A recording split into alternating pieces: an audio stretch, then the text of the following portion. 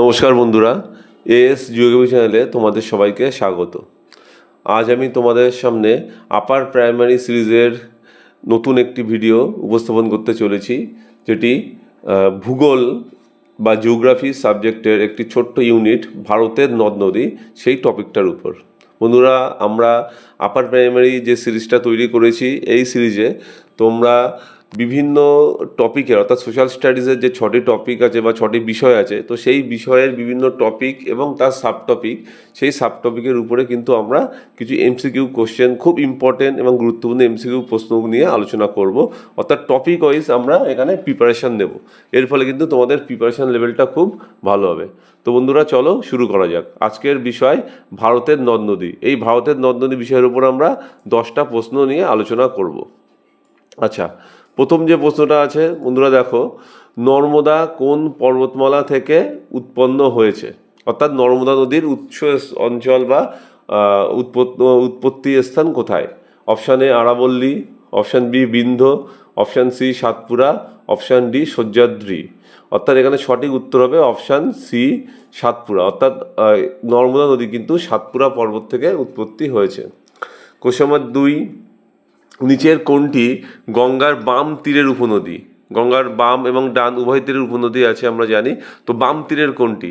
Option A Gomti, option B Chambal, option C Son, option D Yamuna. আমরা জানি গঙ্গার বাম তীরের উপনদী হচ্ছে অপশান এ গোমতী। গোমতী কিন্তু গঙ্গার বাম তীরের উপনদী। কোশ্চেন নম্বর 3, কাবেরী নদীর উৎসস্থল কোথায়? আমরা এই দক্ষিণ ভারতের গঙ্গা বলা হয় পবিত্র নদী, সেই কাবেরী নদীর উৎসস্থল কোথায়? Option A Amarkantak, option B Brahmagiri পাহাড়, option C Mahabaleshwar, option D Satpura. আমরা জানি এখানে কাবেরী নদীর উৎস অঞ্চল কিন্তু ব্রহ্মগিরি পাহাড়, অর্থাৎ অপশান বি উত্তর হবে এখানে, ব্রহ্মগিরি পাহাড়। তো বন্ধুরা, আমরা প্রথম 3টে প্রশ্ন শেষ করলাম, এবার আমরা পরের প্রশ্নে চলে যাব। Question number 4। কোশ্চেন নম্বর 4-এ চলে যাই। বন্ধুরা দেখো, কোশ্চেন নম্বর 4-এ বলা হচ্ছে, ভারতের কোন নদীটি বয়স্ক নদী বা ওল্ড রিভার হিসেবে পরিচিত? Option A Tapti, option B Narmada, option C Brahmaputra, option D Godavari. তো বন্ধুরা, এর মধ্যে বয়স্ক নদী বা ওল্ড রিভার নামে পরিচিত কিন্তু গোদাবরী, অর্থাৎ এখানে অপশান ডি উত্তর হবে গোদাবরী। গোদাবরী কিন্তু বয়স্ক নদী বা ওল্ড রিভার হিসেবে পরিচিত। আচ্ছা, কোশ্চেন নম্বর 5, ভারতের কোন নদীটি সবচেয়ে বেশি জল বহন করে? খুব ইম্পর্টেন্ট প্রশ্ন। ভারতের কোন নদী অববাহিকা দিয়ে সবচেয়ে বেশি জল প্রবাহিত হয়? Option A Brahmaputra, option B Ganga, option C Sindhu, option D Godavari. এখানে সঠিক উত্তর হবে option A Brahmaputra.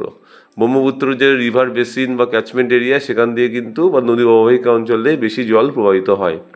Question number 6, ভারতের কোন নদীটি একটি রিফ্ট ভ্যালির মধ্য দিয়ে প্রবাহিত হয়েছে?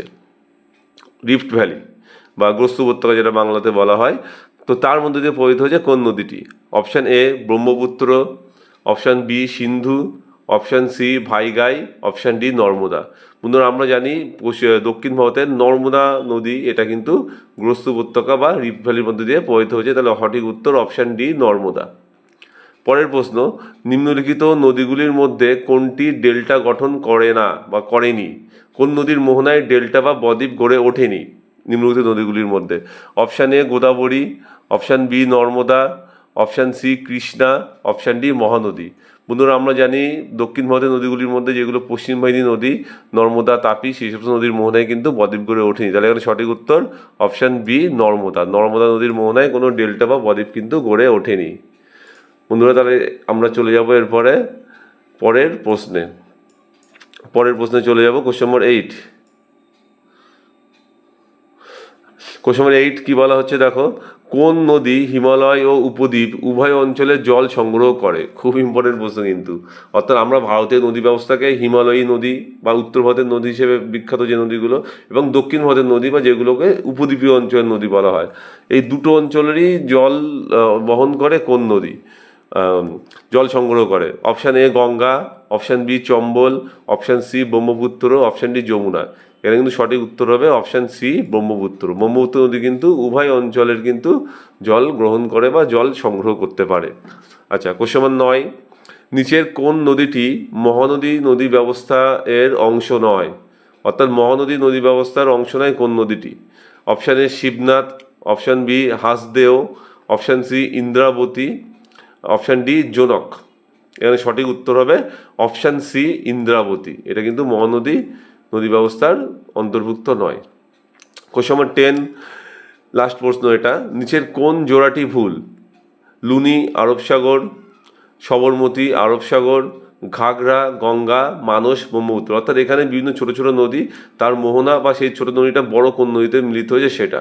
এখানে কিন্তু সঠিক উত্তর দেখো, সবরমতী আরব সাগরে পড়েছে আমরা জানি, ঘাগরা গঙ্গাতে পড়েছে, মানস ব্রহ্মপুত্র একটা উপনদী। এখানে লুনি এটা কিন্তু খাম্বাত উপসাগরের কোনো একটা জায়গায় গিয়ে পড়েছে, এটা আরব সাগর নয়। তাহলে এখানে সঠিক উত্তর হবে লুনি আরব সাগর। এটা কিন্তু ভুল এটা, হ্যাঁ।